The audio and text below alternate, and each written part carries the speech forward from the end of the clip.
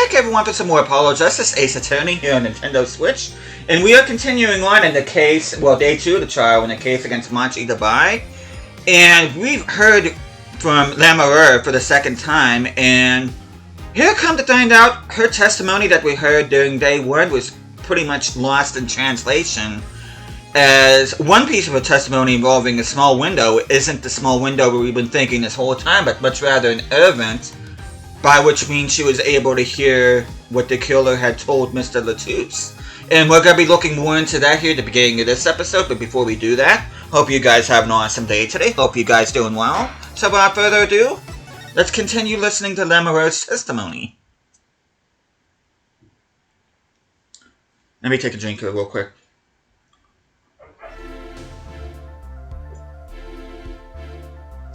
Witness, you will clarify the statement to the court.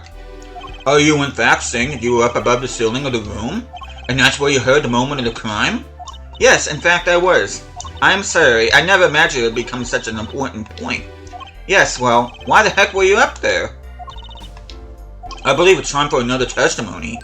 I'm not sure I can't. May I remind you this is a murder trial? We will hear testimony.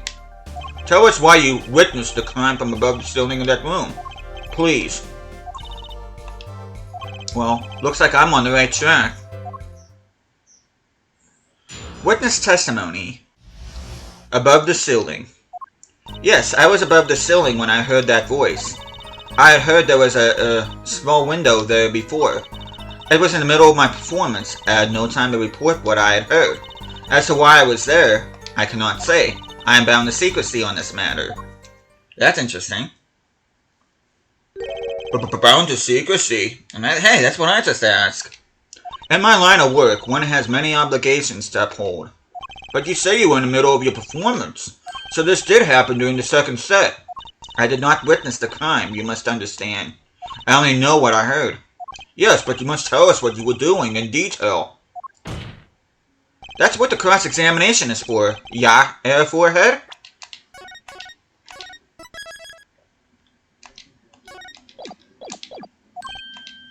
Our mission in this court is to discern the truth. No obligation, no binding path may hinder that mission. Very well. Mr. Justice, you may begin the cross-examination. But what are you going to do, Apollo? I'm going to find out the truth. She was up above that ceiling for a reason. I just have to get it out of her.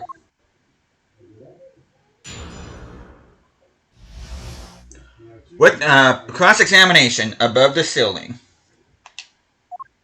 Yes, I was above the ceiling when I heard the voice.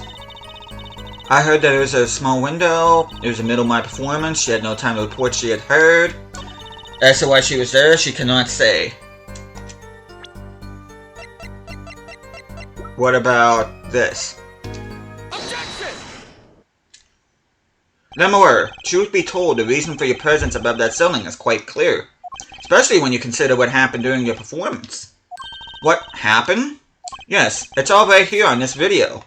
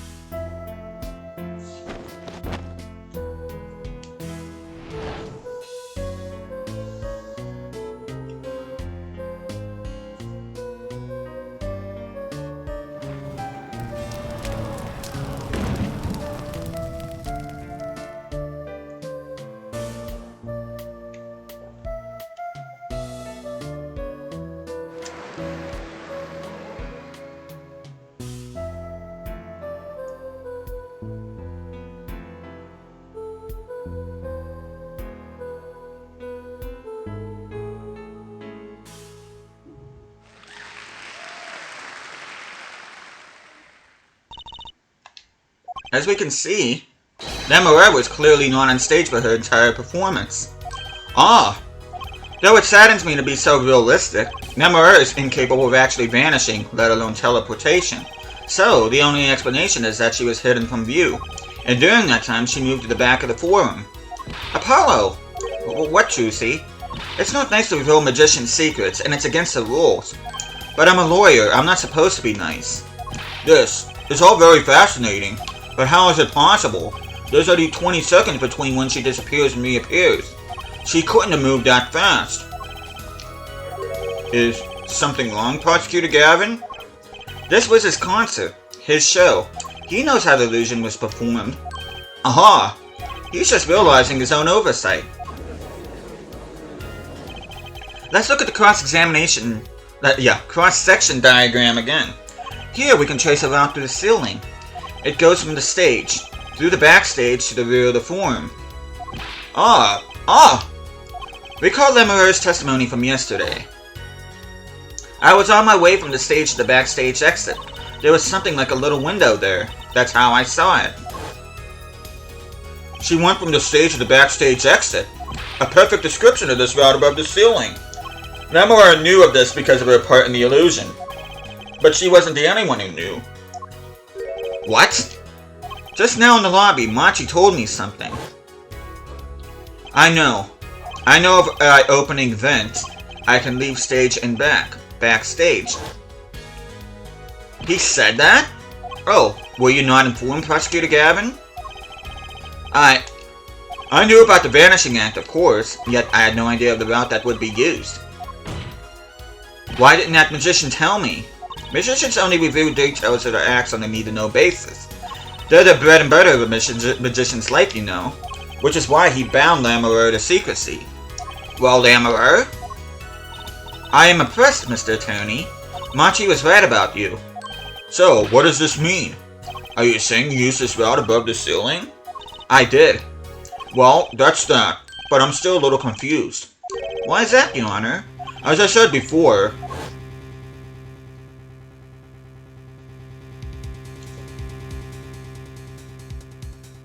there was little time between when she disappeared and when she reappeared. 20 seconds, tops. How could she do it so fast? Especially if she stopped to hear the shooter's voice. That's a good question. Can the witness explain this to the court? I cannot. Very well, Mr. Justice?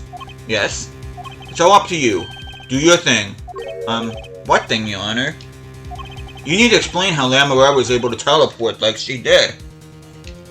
Or am I throwing your case out with the bathwater? Why do I get picked on? It's Lemureur who isn't going along with the program here. As I have stated before, I am not at liberty to speak of the illusion that night in detail. Then, you'll just have to tell us what you can. We'll hear your testimony on this. Mr. Justice, it will be your job to bring the truth out of her. Yes, if you would, please. Right. I feel like a student before finals. Good luck, Apollo. Witness testimony. The Big Illusion. I followed the route exactly as I was instructed. There is an emergency exit in the backstage where a stagehand waited. From there, one can enter the forum on the opposite side from the stage. The plan was for me to move there in 2 minutes. I was on my way when I heard the voice. 2 minutes, you say? The mystery deepens. I suppose it was too much to hope that the judge would come up with something. As does my curiosity. Take it away, Mr. Justice.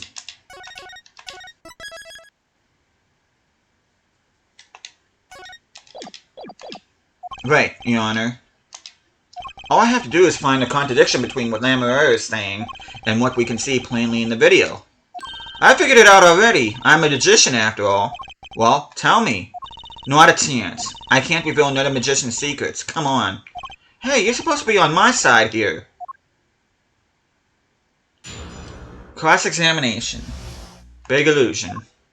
She followed the route exactly as she was instructed. Chose emergency exit to the backstage where stagehand waited. From there, one can enter his forum side. Plan was to be moved there in 2 minutes. 2 minutes? Yes, it can be done in 1 minute if you're running. Running? In that cramped dark tunnel above the ceiling?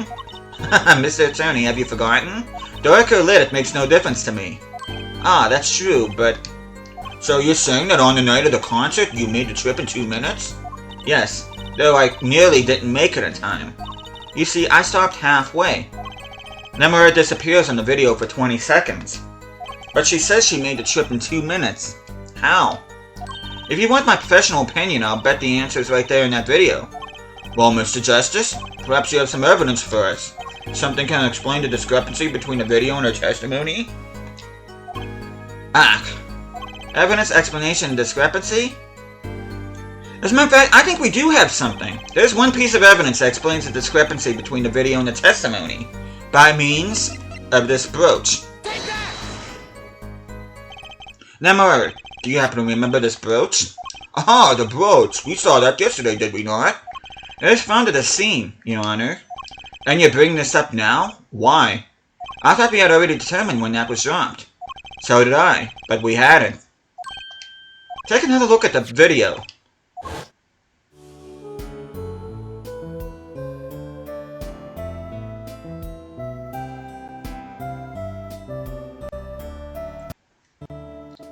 Here, you can see she's wearing the brooch.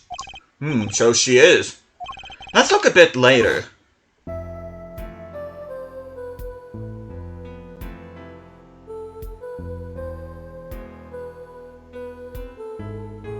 What? The brooch? It's gone. What? Yes. The brooch disappeared in a short space of 20 seconds. And it takes a full minute to run from the stage to the backstage. Which means there can only be one explanation. The Lemur we see before the Vanishing Act and the Lemur we see after are two different people. What? The brooch was found on the floor at the crime scene. And not just on the floor, but on the floor directly beneath the air vent. Lemur, tell me, did you drop the brooch on your way from the stage to the backstage at the very moment you witnessed the crime? Yes, I think I did. Order, Prosecutor Gavin. From your expression, I gather you had no idea this was the case, Judge. I, of course, knew about it. What? Don't get me wrong, I wasn't hiding it. It just never occurred to me that the switch and the shooting took place at the same time. So, I was right? There was a switch? There was. Just before the stage's tower rose, Lemur was replaced. Well, we were on the subject. Just who was this replacement Lemur? Why, the man behind the illusion. For Lord Gramarye. It was Gramarye? That's quite the illusion, but I still don't get one thing. Yes? The switch happened before the tower rose, correct? So you weren't on the stage. That's right. But this fake Lemur is still singing. And she's pretty good. That's true. Come on, Apollo, that's an easy one. They were just playing a recording. The Gaviners aren't some kind of air guitar band, Fraulein. Oh, you mean I'm wrong? When we play a show live, we play live, no recordings. Perhaps you can explain, Lemur. Very well. Yes, do tell and add it to your testimony. I had to keep singing even while I moved. Hold it! You were singing? Yes. Mr. Gavin expressed a dislike for recordings, so I used this. Wait, so you were singing the whole time? Even when you were calling above the ceiling toward the backstage? Why should it matter where I sing, when everywhere I go is the same darkness? But if you were singing while you were talking... That's right, wouldn't that shooter the victim have heard? She was singing right over their heads after all. That is right. Are you sure? You'd have to be pretty hard of hearing them as someone singing in the ceiling. Once again, we come back to the state of the scene of the crime. What state? I know what he means. That old speaker, Apollo. The speaker? That speaker was blaring at the time of the murder. That's for monitoring the stage from this room. Monitoring? It pipes in a real-time feed from the stage microphones. Useful for knowing when your set is coming up. Satisfied? That dressing room is fitted with a large speaker playing a direct feed from the stage. At my request, actually. So Lemur singing in the ceiling sounded just like Lemur singing over the speaker. Ingenious. Her voice was hidden by her voice. Lemur, I have just remembered something. Do tell. When I heard that noise, the gunshots, yes? It startled me, so I stopped singing. What? I forgot the words I was supposed to sing. The song stopped. Thankfully, it was the very beginning of the second verse, so not many would notice. Forehead, that mixing board I lent you, where is it? The mixing... Huh? That machine, Apollo, the one that breaks music into tracks. Oh, this. I'd completely forgotten about it. Let's take a listen.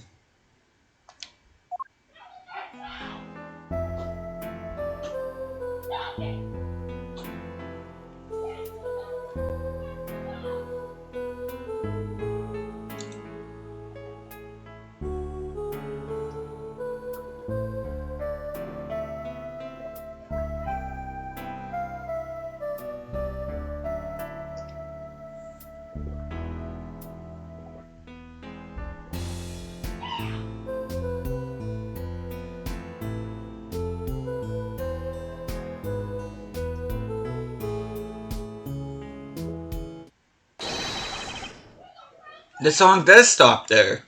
It does? I must have missed it. Look at the lyrics sheet, at the top of the second verse. See where it says, pleasure, pleasure? Now listen again.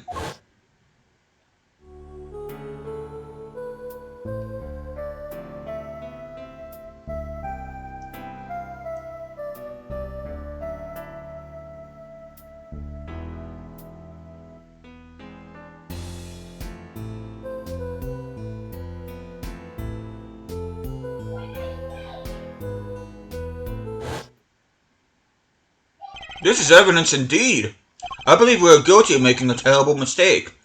The crime didn't happen during the third set. It happened during the second, during Lamourette's ballad. If that is true, then no one on stage during the second set could have been the shooter. Which means that Darian Crescent could have done it. He wasn't on stage for the second set. Well, Prosecutor Gavin? Fascinating. I don't believe I've ever seen a trial turn around quite so thoroughly. Yet one problem remains. What's that, Prosecutor Gavin? Earth Warhead's theory does have a certain kind of logic to it. Yet it is entirely based upon Lamourette's testimony. Yes, is there a problem with this? Well, it's quite simple, though it pains me to say it. What if she is lying to protect the defendant? Objection! But you have no proof. All I'm saying is that the truth is as yet unclear, until we hear directly from the man himself. The man? You don't mean... Yes. Though he is a friend and band member, Darian Crescent must take the stand. I see no other way. Excuse me. As someone with a new perspective on the case? As a suspect, to be frank. Finally, the rat's coming out of his hole. And I'm ready to catch him. Darian Crescent, get ready for justice. This is as good a time as any to pause for a brief recess. The prosecution will summon the witness. Have him here and ready by the time we begin. I'm the last man who needs to be reminded of what his duties are. Very well, court is adjourned for a 15-minute recess.